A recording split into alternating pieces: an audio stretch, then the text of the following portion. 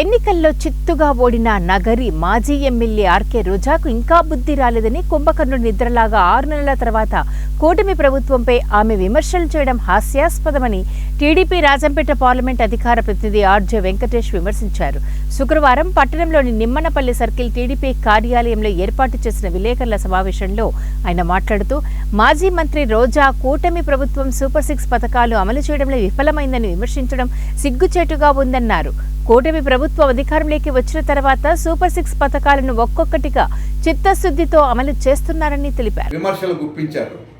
6 నెలల తర్వాత కుంభకర్ణుడు నిద్ర లేచినట్టుగా ఇప్పుడే మేలుకుడింది ఆమెకు నిద్ర లేస్తానే ఏం కనపడతా ఉందంటే తెలుగుదేశం పార్టీ వాళ్ళు వైఎస్ఆర్సీపీ వాళ్ళ గుమ్మాల ముందు గాడీలు కొట్టించారంట.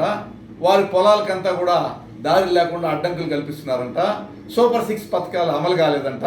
ఏదో చెప్తా ఉంది. ఆమె నోటికి ఇష్టం వచ్చినట్లు వాగుతూ ఉంది.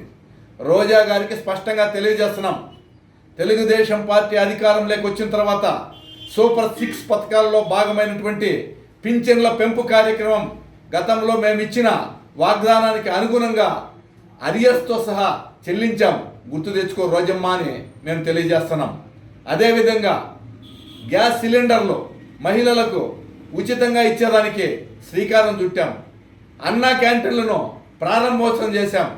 నిన్ననే మీ ప్రభుత్వంలో ఇంటర్మీడియట్ విద్యార్థులకు రద్దు చేసిన మధ్యాహ్న భోజన పథకాన్ని మంత్రిమండలిలో ఆమోదించి తిరిగి మేము మధ్యాహ్న భోజనం ఇంటర్మీడియట్ విద్యార్థులకు పెట్టేదానికి మేము నిర్ణయం తీసుకున్నాం. నీలాగా అందరి దగ్గరికి టీటీడీ దగ్గరికి తీసుకుపోయి ఆ టికెట్లు అమ్ముకొని ఆ డబ్బులు సంపాదించుకునే పరిస్థితి ఇక్కడ ఏదీ లేదు. మీకు మీ నాయకుడికి భవిష్యత్తు లేదు.